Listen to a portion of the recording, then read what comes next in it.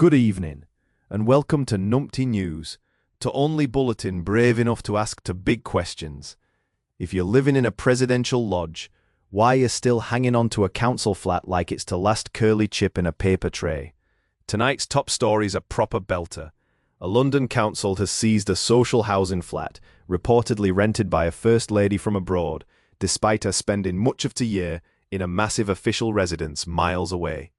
Exclusive, shocked readers told us, "That's a bit bloody cheeky, isn't it?" In scenes reminiscent of a woman trying to reserve a sunbed with a damp flannel while living in Buckingham Flaming Palace, officials marched in and reclaimed the flat after what can only be described as the most ambitious bit of queue jumping in modern history. Numpty News sent our finest half-trained gob***s to investigate. First on the scene was Trevor Spudling, male, council keys enthusiast and part-time curtain twitcher, who stood outside the building in a musted wind cheater looking like a boiled egg that had seen things. "You what? I can't even get a parking permit, and this lass has got a palace and a flat.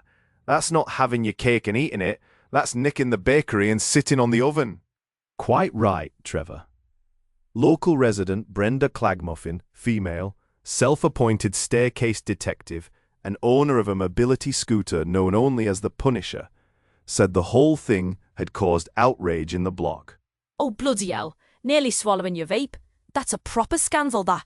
3 generations crammed in over a kebab shop, and someone round the corner treating a council flat like it's just a spare pair of knickers in the glove box.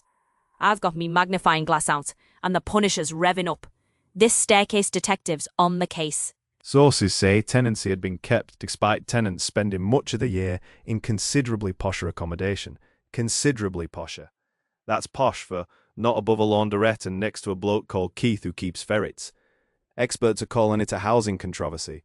We at Numpty News are calling it a brass-neck masterclass with laminate flooring. To explain the legal side, we dragged in Barry Wodge, male amateur law knower and landlord of 2 haunted sheds. If I told council I needed a flat while I was sunning me cheeks at a presidential mansion, they'd boot me so hard I'd land in Croydon wearing next-door slippers.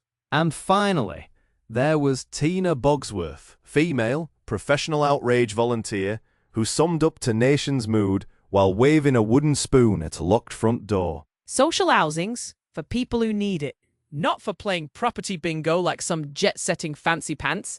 It's taking the absolute piss, gift wrapping it, and posting it first class." So there we have it.